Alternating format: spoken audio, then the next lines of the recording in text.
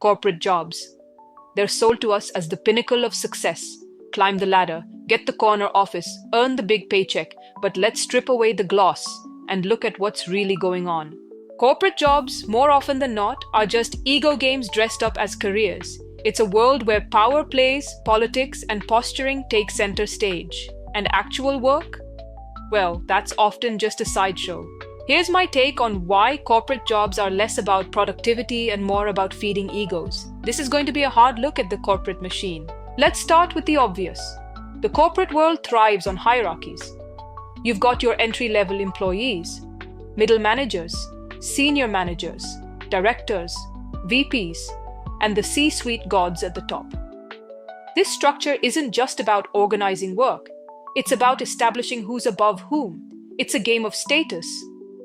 The higher you climb, the more your ego gets stroked. A fancier title, a bigger office, a reserved parking spot. These aren't rewards for doing meaningful work. They're trophies for winning at the game of corporate chess. The work itself? It's often secondary to the optics of looking important. Think about it. How many times have you seen someone promoted not because they're brilliant at their job, but because they know how to play the game? They're loud in meetings. They cozy up to the right people. They master the art of appearing busy without actually doing much. This is the corporate ego at work. It's not about delivering results. It's about being seen as the person who delivers results. Perception trumps reality every time. And then there's the obsession with meetings. Endless hours spent in conference rooms or on Zoom calls, where people talk in circles, repeat what's already been said. Why? Because speaking up in a meeting is a power move. It's a way to assert dominance, to remind everyone you're still in the room. Never mind that half the attendees are checking emails or daydreaming. The meeting isn't about solving problems. It's about egos jockeying for position. The more you talk, the more important you seem. It's theater, not productivity. Let's talk about the buzzwords: synergy, leverage, low-hanging fruit, disruptive innovation. These aren't just words. They're weapons in the corporate ego game. People throw them around to sound smart, to signal they're part of the club. It's not about clarity or communication. It's about flexing intellectual superiority. And the irony? Most of these buzzwords mean nothing. They're empty calories, filling up space in emails, presentations, and reports. They make the sender feel like they're doing something profound, while the actual work gets buried under layers of jargon. Now let's get to the heart of it. Office politics. If corporate jobs were truly about merit, politics wouldn't exist, but they do. Because the corporate world is a battlefield of egos. Who gets the promotion? Who gets the budget? Who gets the praise? It's rarely the person quietly doing great work. It's the one who knows how to navigate the unspoken rules, flatter the boss, undermine a rival, take credit for someone else's idea. These aren't accidents, they're strategies. People spend more time managing their image than managing their responsibilities, and the higher you go, the worse it gets. The C-suite is where the ego games hit Olympic levels.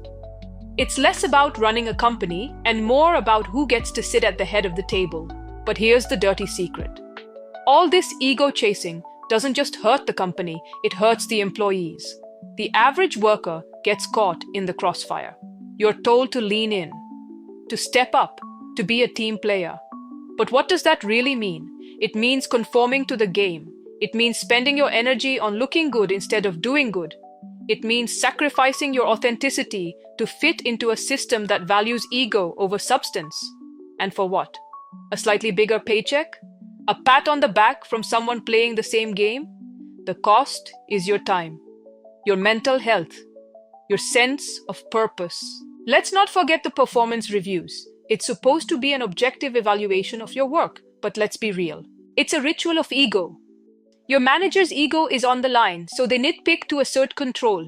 You're forced to justify your existence, to sell yourself like a used car. And if you're lucky, you get a 3% raise and a vague promise of growth opportunities. It's not about your contribution. It's about how well you can spin a narrative that strokes the right egos. The whole process is designed to keep you in line, to make you feel like you're never quite good enough unless you play the game. And don't get me started on the obsession with titles. manager, senior manager, director, global head of whatever, these aren't just job descriptions, they're identity markers. People cling to them like life rafts. Why?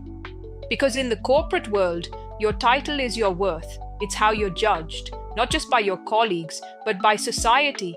Tell someone you're a vice president at a big company, and their eyes light up. Tell them you're a coordinator, and they're already looking over your shoulder for someone more important. It's a game of validation, and we're all conditioned to play it. So, what's the alternative? If corporate jobs are ego games, how do you really escape? First, recognize the game for what it is. Stop measuring your worth by titles or corner offices. Focus on the work itself. Find meaning in what you do, not in how you're perceived. Second, set boundaries. Say no to pointless meetings. Push back on busy work. Protect your time and energy for things that actually matter. And third, consider whether the corporate world is even right for you. More and more people are opting out. Freelancing, entrepreneurship, smaller organizations where the ego games are less intense. It's not easy, but it's worth asking. Are you working for a paycheck, or are you working for a purpose? The truth is, the corporate world isn't going to change overnight. It's built on ego. And ego? It's a powerful drug. But you can change how you engage with it. You can choose to play the game on your terms, or not play at all. The moment you stop chasing validation and start chasing impact, you take back control. You stop being a pawn in someone else's ego game and start building a career that's actually worth having. To be fair, corporate jobs aren't inherently bad, but they're often more about ego than excellence. The hierarchies, the politics, the buzzwords, the meetings, they're all part of a system that values image over substance. You can thrive in that system, but only if you see it for what it is and decide how much of yourself you're willing to give to it. The choice is yours. Don't let the game play you. If my opinion hit home, please like this video, subscribe to my channel for more such videos, and I'll see you in the next one. Find your unique value, let it free, stand tall, rise up, be who you wanna be. Your story matters, sing it loud and clear. You got that spark, ignite it without fear.